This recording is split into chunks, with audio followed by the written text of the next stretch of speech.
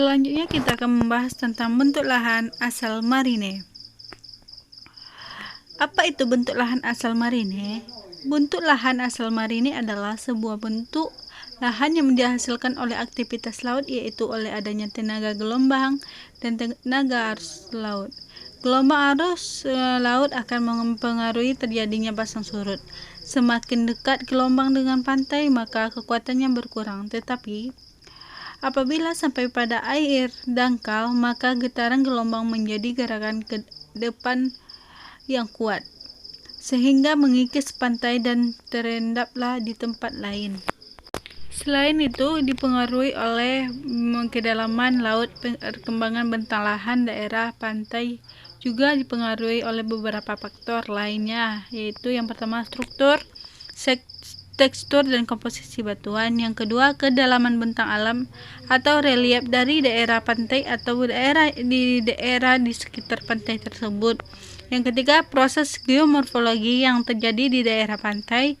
Sedangkan yang keempat yaitu proses geologi yang berasal dari dalam bumi, kegiatan gelombang.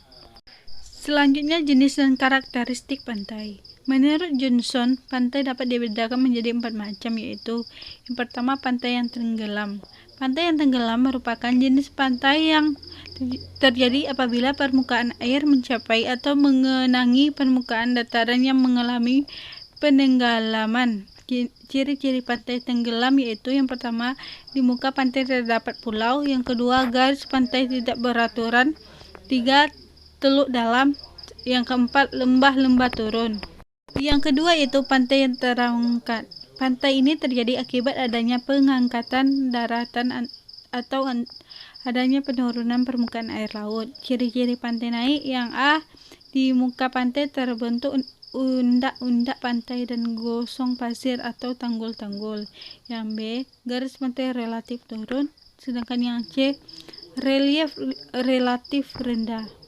Yang ketiga yaitu pantai netral. Pantai netral adalah pantai yang tidak mengalami penenggelaman atau penurunan. Ciri-ciri pantai netral: yang pertama, garis pantai relatif lurus. 2, pantai landau, ombak tidak besar. Yang ketiga, kadang-kadang terbentuk delta bila suplai material melimpah.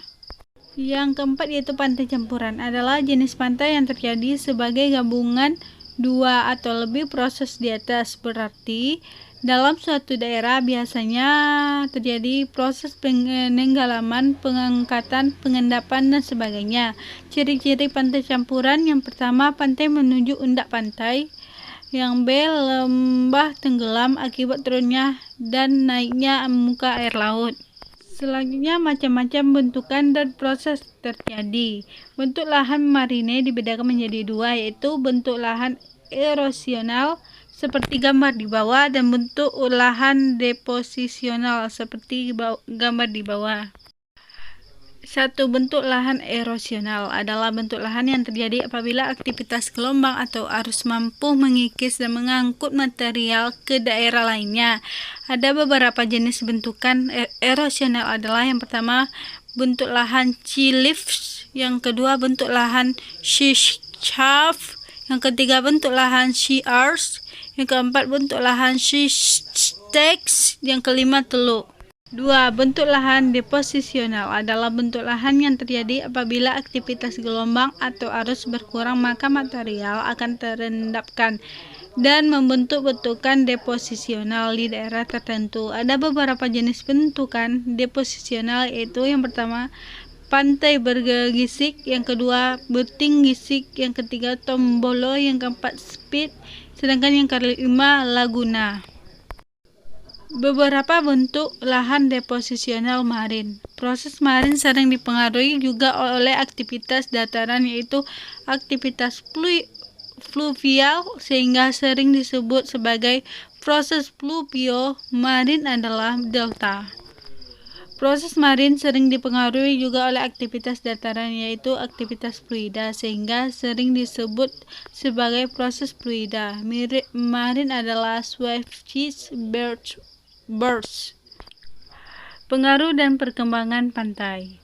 Ada beberapa faktor yang mempengaruhi proses pembentukan dan perkembangan pantai, yaitu gelombang, arus, pasang surut, sifat bagian dataran yang mendapat pengaruh proses marin, perubahan relatif ketinggian muka laut, pertumbuhan karang glister yang mencapai permukaan laut, hasil vulkanisme yang mencapai pantai, dan pembentukan delta. Yang pertama, perkembangan pantai tenggelam.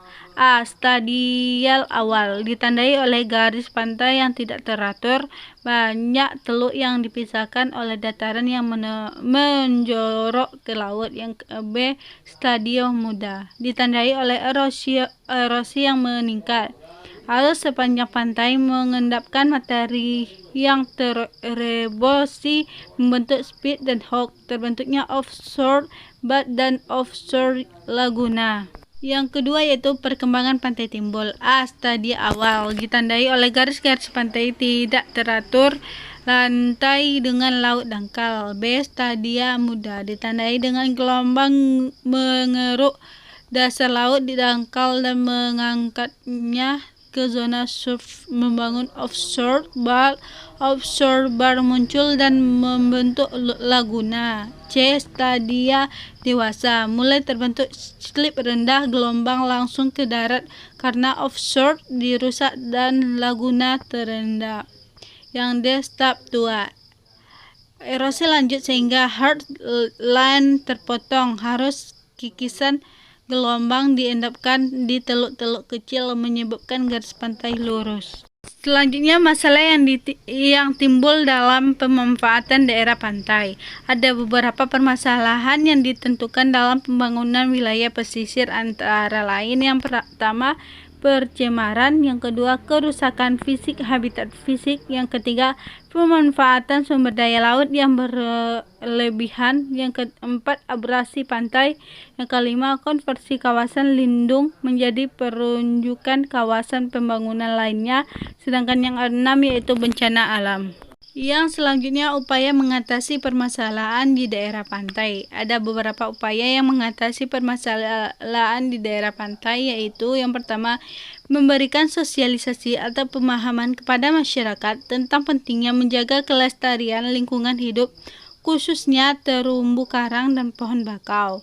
Yang kedua, memberikan bantuan alternatif pekerjaan lain sebagai konsekuensi larangan aktivitas pemboman oleh nelayan. Alternatif ini disesuaikan dengan keterampilan yang dimiliki nelayan atau yang bisa dilakukan oleh nelayan, seperti budidaya dengan kerambah jaring apung. Yang ketiga, melakukan penanaman bibit bakau guna untuk mencegah terjadinya abrasi pantai. Yang keempat, melakukan rehabilitasi terumbu karang atau bisa dikenal dengan istilah transpirasi karang. Tujuannya untuk menambahkan keindahan alam bawah laut dan dapat mengundang biodata laut untuk bertelur dan berkembang biak.